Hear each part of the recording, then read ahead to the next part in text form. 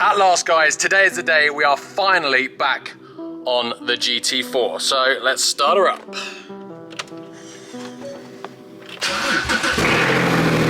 Now, I appreciate it's a long time since the GT4 was last on the channel, so for anyone new to the channel or anyone who's forgotten what we've done so far, here's a quick recap. Now, I got the car with a smashed near side rear, and that included the smashed hub as well. So the first thing we need to do was get the car rolling, which meant we have to lift it off onto the ramp and get a new near side rear hub fitted and a new near side front hub fitted, both strangely from a 718 GT4. Next up, I had to get the drive shaft done as well, because I couldn't drive without a drive shaft, and that was tricky.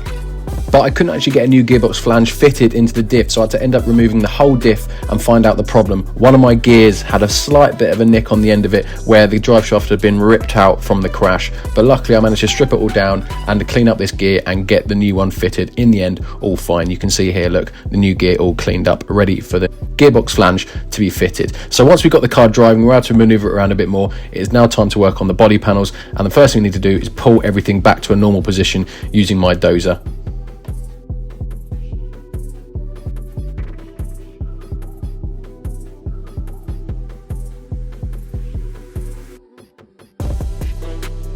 And once straight, we could start cutting out the damage, and this was easy just to cut the quarter panel off like that and then start removing panels one by one and slowly getting to the point where we've removed all the damaged parts and we are ready to rebuild.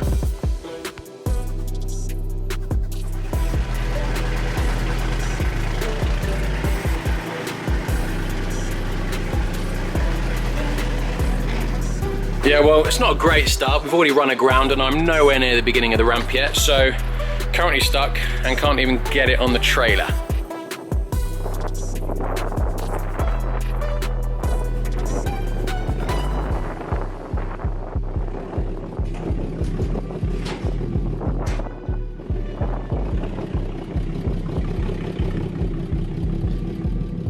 Right, so we managed to get it on. Annoyingly, I don't have nose lift on the GT4, but my makeshift dodgy ramp did the job just about well enough, and it was one of those where I had to just commit to it, otherwise that could have easily just spun out because it's rear-wheel drive. So driving up there, if I'd have dilly-dallied too much, that could have spun out, so I had to commit and just drive up it. But we got it on, and obviously really hope it's not going to rain today because I'm not waterproof. However, I think I'm going to just put the driver's door back on and just cable tie it maybe to the bucket seat just so it doesn't, I don't know, I think putting the door back on is probably the best thing to do. And then yeah, we've obviously got the Q7, I'm going to transport all the panels in that, and that's not coming off, I've already hammered that into position. And yeah, we're going to take over and it's going to get all welded up, guys. That's the plan anyway. Whether it goes like that, we'll find out. And that is the GT4 up to date so far, guys. Now, I have just got back. The near side rear has now been fully welded up. I'm going to cut to some footage and time lapse of everything that happened that day. I wasn't able to film anything, unfortunately, because it was a very busy environment and there's a lot of loud machines going on. So filming there made it really difficult. So there's loads of time lapse and footage. And I'm going to talk over exactly what happened. So when I got there, the first thing we needed to do was assess all the different panels that we had and work out exactly what order they go in. And yeah, there's just no room for error here because most of the panels actually layer on top of each other. So to tack one into place, you need to tack others. So to check fitment, it was crucial that we got it right first time. And obviously fitting the first panel, we couldn't really check fitment until we'd fit the other panel. So it was really difficult to do this one. But luckily we just constantly measured things using the other side as well as a reference side. And yeah, it just went really well from start to finish. Everything just lined up perfectly straight away. And yeah, it was really enjoyable to actually put this thing back together.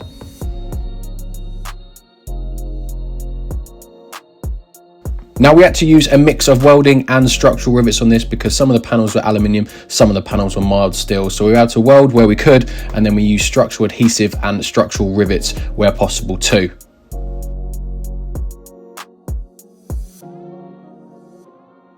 But all the panels that I removed from the Porsche were fully refitted with genuine new Porsche parts. So I'm just going to let you watch the rest of the time lapse and I'll speak to you in a minute.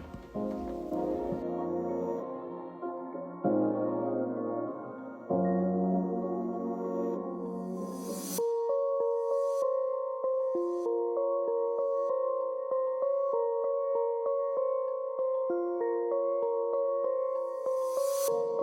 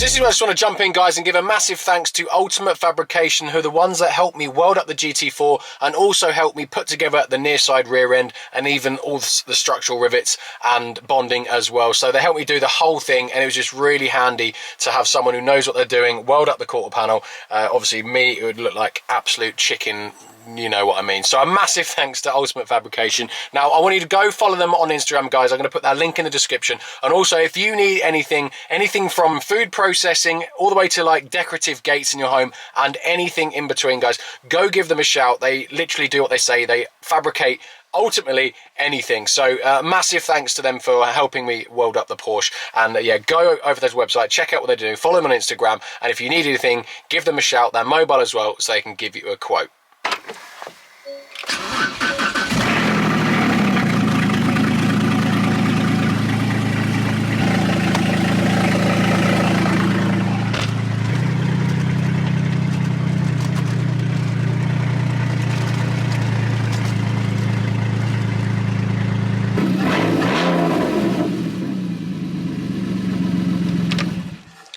Too loud.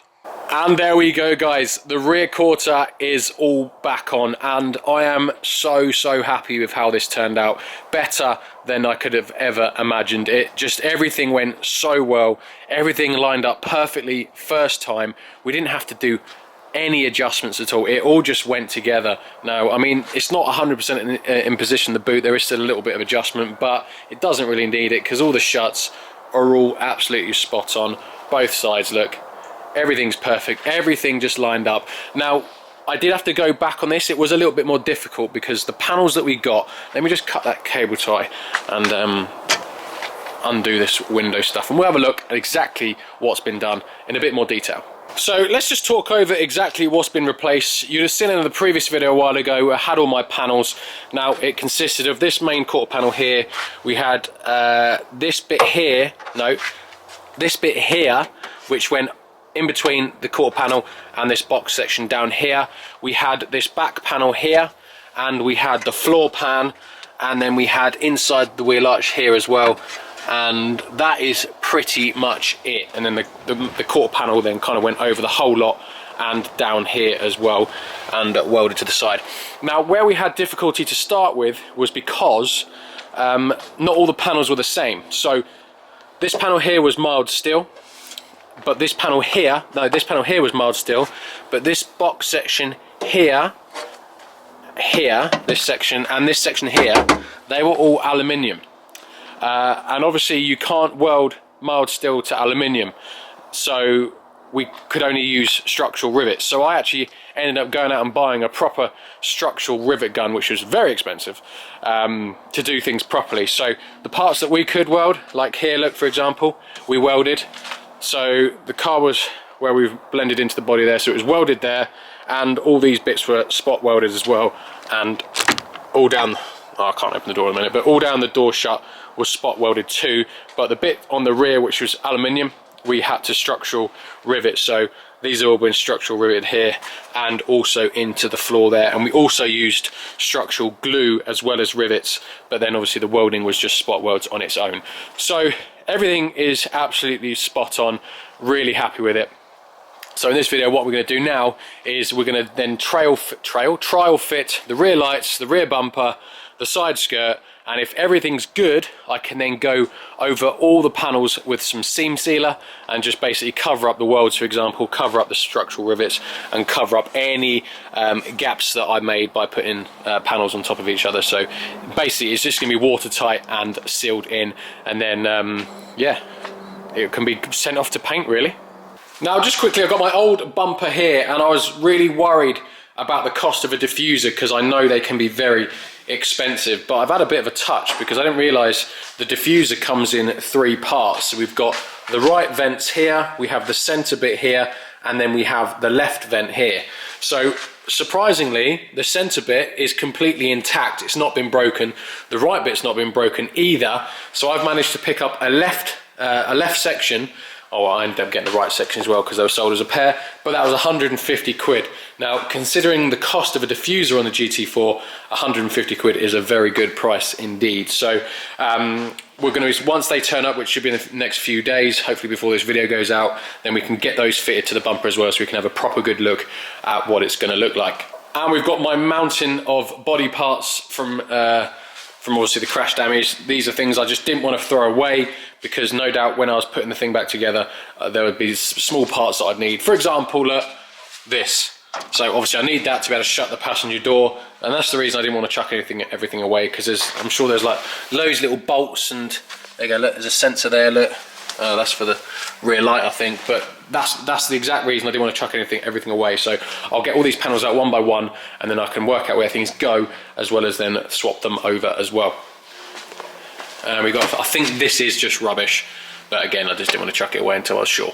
And last but not least, I have an exhaust for it. I could not find a second-hand exhaust. Well, I did find a second-hand exhaust, but the person wanted just a ridiculous amount for it. It was that much. I managed to get a complete brand new exhaust from 911 for less than he wanted for a standard used one. So we're going to be fitting that as well. May not be in today's video, but that will be going on.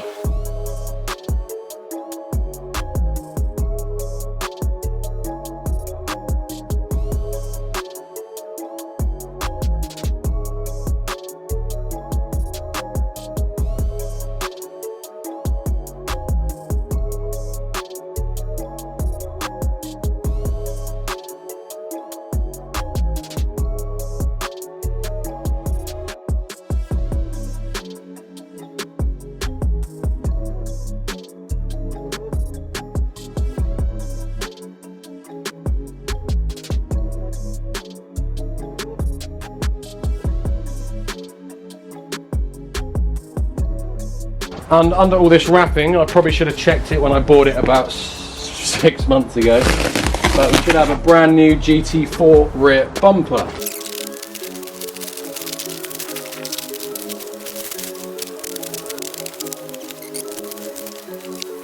Well, I'm 99% sure I'm missing some brackets still, but let's just see what happens. I think the bumper's probably a bit out of shape as well from storage.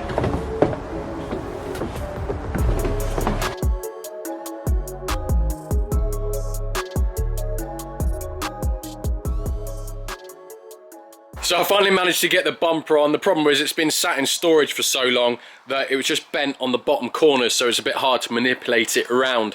But as you can see, it is all on, and if I'm honest, I am beyond happy of how this car's come out. I just can't believe how well it's come out, if I'm honest. And it almost makes me sad now that it's a Cat S, because it now shouldn't be, because it is that, but like putting everything in just lines up perfectly first time, and it's just come out so well. I've just had a look back at my previous video, and the piece that sits on top of here was always missing, so I need to find out what I think it's just a bit of black plastic possibly, I'm not too sure. There are a few things I need to get.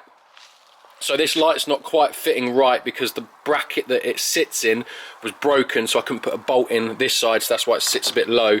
So with that, when that's in properly, it will sit like that properly. Look, so that's why that's a bit hanging down, and also the bumper bolts to that bracket as well, and that's obviously I couldn't put that in. But I mean, we can just see, like, again, it's because the bumper needs to push further forward a little bit, but like everything just lines up so good. Obviously the boot needs repairing there, which shouldn't be too much of an issue, but everything here, look, is all good.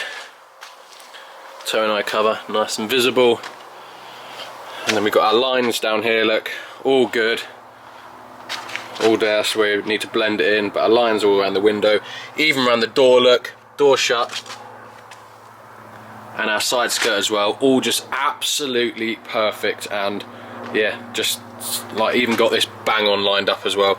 So I'm yeah, I sound it, but I'm just beyond happy of how well this has turned out.